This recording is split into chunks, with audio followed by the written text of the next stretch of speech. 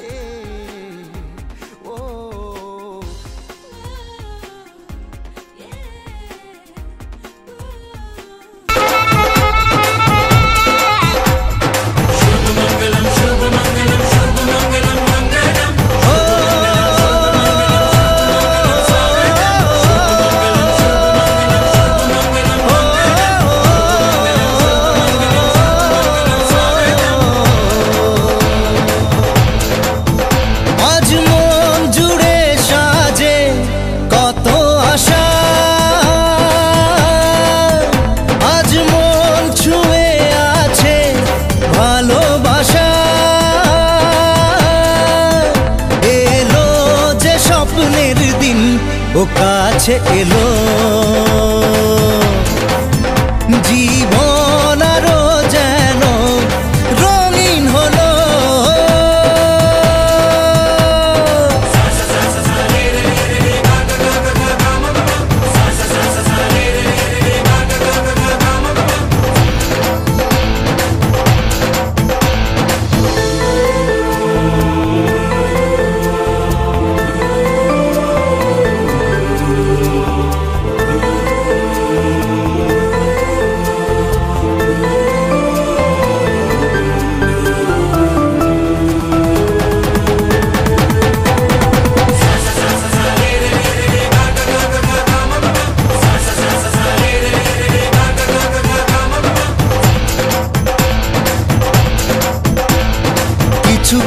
সুখে এত খুশি থাকে মিশে,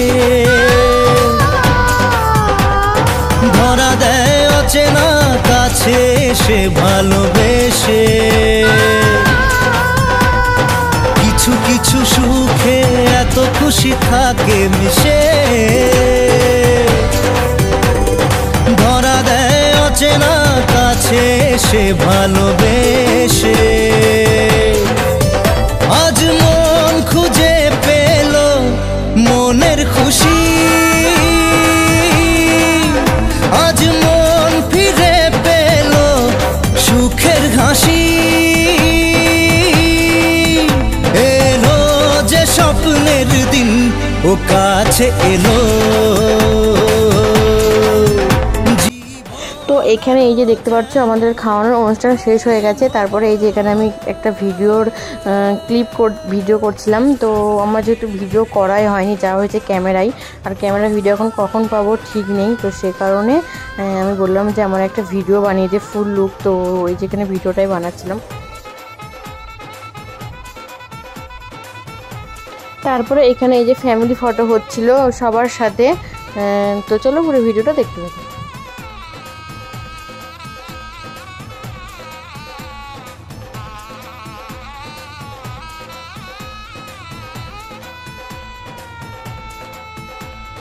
কত কথা বলে দু চোখের দুটি তারা, যেন কারো স্বপ্নে ভালোবাসা বাঁধন হারা। কত কথা বলে দু চোখের দুটি তারা, যেন কারো স্বপ্নে ভালোবাসা বাঁধন হারা। আজ মন জেনে নিল বাঁচার মানে, আজ মন সারা দিল খুশির গানে। এলো যে স্বপ্নের দিন ও কাছে এলো, জীবন আরো যেন রঙিন হলো।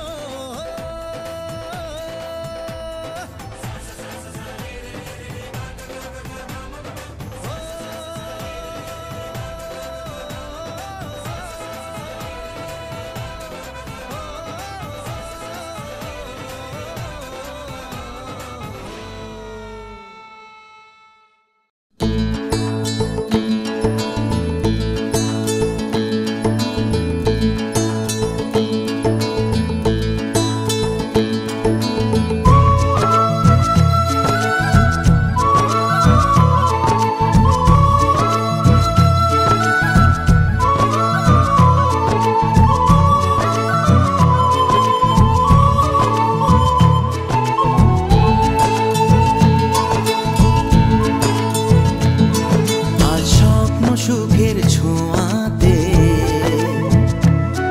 কাছে নামলো আকাশ দুহাতে, আজ স্বপ্ন সুখের ছোঁয়াতে কাছে নামলো আকাশ দুহাতে। মেঘ ভাঙা চাঁদ দেবে ওকে। তারপরে এদিকে দেখো আমাদের ফ্যামিলি ফটোশ্যুট হয়ে গেছে। আর তারপর এখানে আমি খেতে এসেছিলাম। তো আমাকে একা যেহেতু ছাড়ছিল না, তো আমার সাথে মা এসেছিলো। তো সামনের দিকে মারা খাচ্ছিল, মা, মাসি, দিদা, আর এখানে এই যে পাশে আমার মাসির ছেলে এটা। তো আমরা সব এখানে বসছিলাম। সামনে দাদা ছিল, দিদি ছিল, জামাইবাবু ছিল। তো সবাই মিলে এখানে খেতে বসেছিলাম। আর বন্ধুরা, আমার আয়ুর ভাতের লুকটা তোমাদের কেমন লেগেছে অবশ্যই কিন্তু আমাকে কমেন্ট করে জানিও। তারপরে খাওয়া দাওয়া করে আসার পর এখানে ক্যামেরাম্যানরা বললো তোমার সিঙ্গেল কিছু পিক তুলবো, যেগুলো ঠিকঠাক তোলা হয়নি ভিড়ের কারণে। তো সেগুলো এখন তুলছিল ওরা ক্যামেরাম্যানরা। আর ওরা ভীষণই মানে খুব ভালো। আমার অনেক কিছু মানে ভেবেছিলাম যে এভাবে ছবিগুলো তুলবো। তো সেগুলো আমার আয়ুর্ভাতে তোলা হয়েছে, মেহেন্দিতে তোলা হয়েছে, বিয়ের দিনও তোলা হয়েছে। বাট বিয়ের দিন আমার ইচ্ছে ছিল যে আমি বসে আর ওই যে বসার জায়গাটা আছে সোফাটা, ওর মধ্যে বসে উপরের দিকে বিয়ের যে সাজটা বেনারসির সাথে ওড়না ছিল মাথায়, তো সেটা উপর দিকে তাকিয়ে চোখটা ওরকম একটা ছবি হবে। বাট সেটা আমার হয়নি।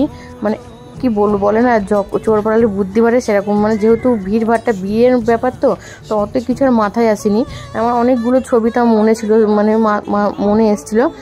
তো সেটা আমার মানে ছবিগুলো তুলতে আমার একটুও মনে ছিল না। তো যেটা একটা তোমাদের বললাম যে ওই যে মানে বসে থাকবো ওই সোফাটায় দিয়ে ওপরের দিকে তাকিয়ে একটা মানে মাথাটা যে মাথা থেকে নিচটা টিগলি দিয়ে ওখানে একটা ছবি হবে।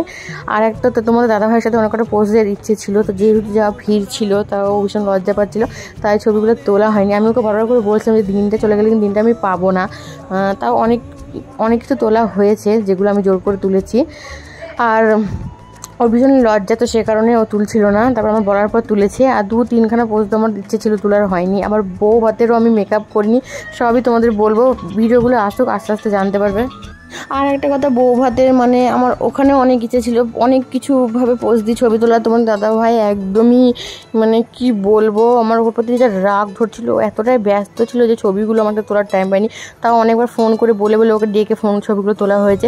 তাও আবার ওর জামার সাথে আমার ম্যাচিং হয়নি। আবার আমারও মানে কি বলবো পুরো মানে সেদিন দিনটা মানে লুকটা আমার বেকার হয়ে গেছে, লুকটা যে ছিল বেকার হয়ে গেছে। তো আমি সেটা এখনও বলবো না, বউ হাতের যে ভিডিওটা আসবে সেটাতে তোমরা জানতে পারবে। অনেক কিছু ছবি তোলার আমার ইচ্ছে ছিল, বাট জামার ম্যাচিংটা আমাদের হয়নি, তো সবই বেকার হয়ে গেছে। তো সেজন্য আমি ভেবেছিলাম যে ম্যাচিং করে জামাটা পরবো, তো সেভাবে ও করতে পারেনি, যেহেতু কাজ করছিল ব্যস্ত ছিল, তো সেভাবে ওই জন্য আমার সাথে আমার ঝগড়াও হয়ে গেছে রাতে ওই নিয়ে। তো কি বলবো, ওই দিনটাকে আমি পাবো। তো ইচ্ছে আছে অ্যানিভার্সারি যদি করি, তো আল্লাহ যদি করাই তো অবশ্যই ওরকমভাবে এক ছবি তুলবো ম্যাচিং করে। আর মানে ওটা খুবই ইচ্ছে ছিল আমার, মানে অনেক দূর ইচ্ছে ছিল যে কাঁধে হাত দিয়ে ওর দিকে তাকিয়ে অনেক মানে ছবি তুলবো। অনেক রকম বলতে মনে থাকে না, তো সেরকম কিছু আমার হয়নি।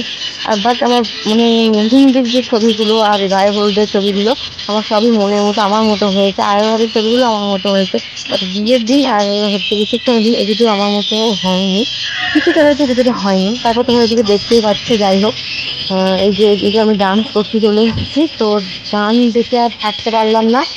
তো সবাই ডান্স করছে, সবাই দারুণ এনজয় করেছে আমার ভিডিওতে, সবাই ডান্স করছে, সবাই মন খুলে এনজয় করেছে। তো আমি ভাবলাম যে যাই হোক দিন চলে গেলে আর পাবো না। তো আমি ডান্স করতাম, আমার মনে এমনি হচ্ছিলো যে না আমি খাওয়া দাওয়া করে আসার পর কিছু ছবি বাকি ছিল, তো সেগুলো তোলার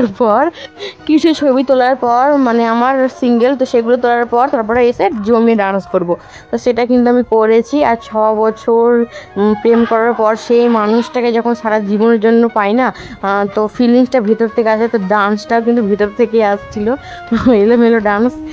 যেহেতু 6 বছর তার সাথে প্রেম করার পর তাকে একদম সারা জীবনের জন্য পাচ্ছি, তো সেই জন্য বুঝতে পারছো তোমরা যারা হয়তো রিলেশনে আছো তারাই হয়তো জানো কতটা মানে ভালোবাসার মানুষকে পাওয়াটা কতটা মানে সেদিন মনে যে কত আনন্দ হয়, সত্যি বলে বোঝানোর মতো না। তো এই যে দেখতে পাচ্ছ ডান্স করতে করতে এমন মানে কি বলবো পাগলের মতো হয়ে গেছিলাম, যেহেতু আমার স্পিডে করাচ্ছে, তো নাহলে অনেক বড় হয়ে যেত ভিডিওটা, তাই মানে আমার স্পিড বাড়ানো আছে। তো ডান্সটা জানি না কেমন লাগছে, বাট যেরকম পেরেছি আমি মন খুলে ডান্স করে নিয়েছি।